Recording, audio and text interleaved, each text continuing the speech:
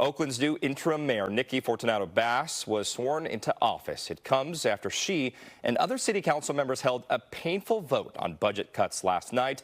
KTVU's Jana Katsuyama joins us live in Oakland with the impact on residents. Jana? Greg, the city administrator's staff tells me that basically the pink slips could be going out to some 92 workers in early January. But the interim mayor said last night that she wants to make sure that layoffs and the closing of any fire engine stations are a last resort. To the best of my ability, perform the duties of mayor, City of Oakland. I will. On Wednesday morning, City Council President Nikki Fortunato Bas was sworn in as Oakland's interim mayor.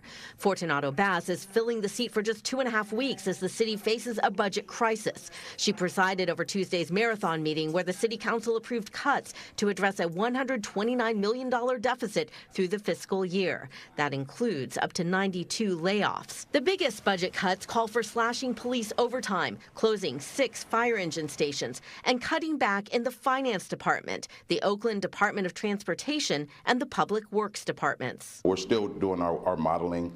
We'll have something out for you guys in the next week or so that identifies which stations we're going to have to close. Oakland's fire chief says no firefighters will be laid off, but there will be reassignments to other stations. It will definitely impact response times. That's nearly 30% of the fire department closed and able to respond to Oaklanders. The Oakland Firefighters Union held a meeting Wednesday, and a coalition of labor unions are pushing for the city to ramp up tax collection before any layoffs. There are tens of millions of dollars of uncollected revenue that we feel like those should be the things that are addressed first. It's really easy just to say we're going to lay off people to get that money, but if there's already kind of savings that we can either generate or revenue that we could collect, it's a lot better for our membership. The budget cuts also eliminate 2 police academies. The police union says they meet Monday with the chief to discuss the impacts. Residents worry about public safety suffering.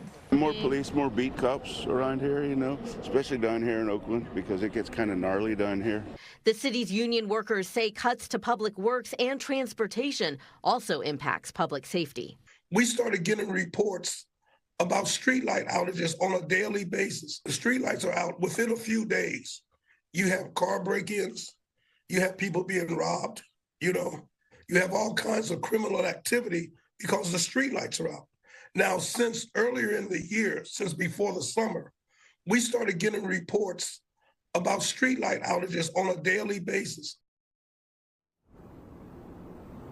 A difficult situation there. Now, one new development, an amendment from Councilmember Dan Kalb passed last night, which said if the Oakland Coliseum sale goes through, $7 million of that first payment would go to restoring fire services. $3 million would go towards affordable housing funds. So, Greg, that is a little bit of hope in what has, frankly, been a pretty dismal budget crisis. Yeah, hopefully that money comes soon because a lot of tough decisions being made in Oakland. Jana Katsuyama live for us tonight. Jana, thank you.